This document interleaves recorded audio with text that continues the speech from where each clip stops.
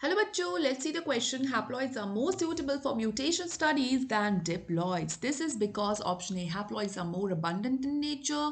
Option B, all mutations whether dominant or recessive are expressed in haploids. Option C, haploids are reproductively more suitable than diploids. या option D, mutagens penetrate in haploids more effectively than in diploids. Okay तो बहुत ही interesting सवाल है, तो हम इसे ज़रा समझ लेते हैं। तो क्वेश्चन में बोला है कि जो हैप्लॉइड्स होते हैं, हैप्लॉइड्स यानी कि वन सेट ऑफ क्रोमोसोम ही इनमें प्रेजेंट होगा। जैसे मान लीजिए हमारे अंदर 46 क्रोमोसोम्स होते हैं, तो इनके अंदर केवल और केवल 23 क्रोमोसोम्स प्रेजेंट होंगे, that is haploids, right. So these are more suitable for mutation studies. ये म्यूटेशन स्टडीज़ में काफ़ी ज़्यादा किए जाते हैं, हैप्लॉइड्स को यूज़ किया जाता है म्यूटेशन स्टडीज़ में कंपेयर टू द डिप्लॉइड्स। सबसे पहले तो हमें समझना होगा कि म्यूटेशन स्टडीज़ मतलब क्या होता है, इसका मतलब करते क्या है म्यूटेशन स्टडीज़ में, तो हम पहले ये समझ लेते हैं, ठीक है। म्यूटेशन स्टडीज़ में क्या करेगा ना, जैसे मान लो अगर डिप्लॉयड है, मैं आपको डिप्लॉयड का एग्जांपल देके बताती हूँ, ठीक है। तो मान लीजिए ये हेट्रोजाइगोट है। दूसरा हम एक एग्जांपल ले लेते हैं, क्योंकि देखो हमें ये समझने के लिए कि हैप्लॉइड में म्यूटेशन स्टडी कैसे कर रहे हैं, पहले हमें ये समझना होगा कि डिप्लॉयड में कैसे कर रहे हैं, तभी तो हम कंपेयर कर पाएंगे ना।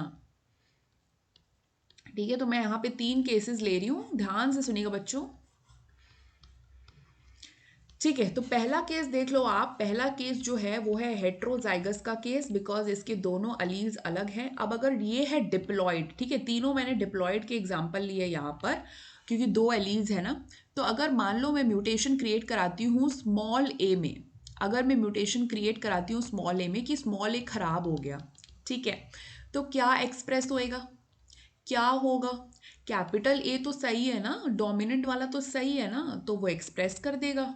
ठीक है, मान लो ये था फॉर टॉलनेस, मान लेते हैं ये जीन थी टॉलनेस के लिए, तो वो तो टॉल बन जाएगा। तो पहले भी टॉल बन रहा था जब म्यूटेशन नहीं थी स्मॉल ए पे, और अभी भी टॉल बन रहा है ना।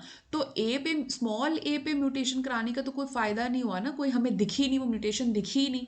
क्यों नहीं दिखी? क्योंकि वो रिसेसिव में हमने कराई थी।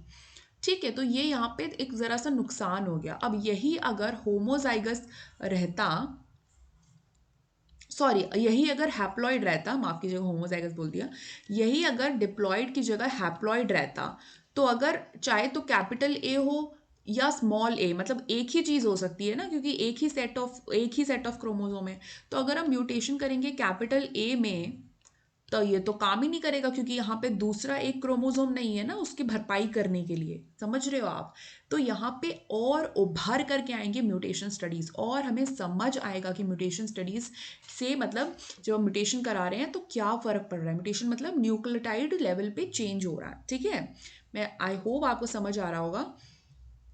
तो वही क्वेश्चन में बोल रहा है कि हैप्लॉइड ज़्यादा सूटेबल रहते हैं म्यूटेशन स्टडीज़ के लिए कंपेयर टू डिप्लॉइड, ऐसा क्यों होता है?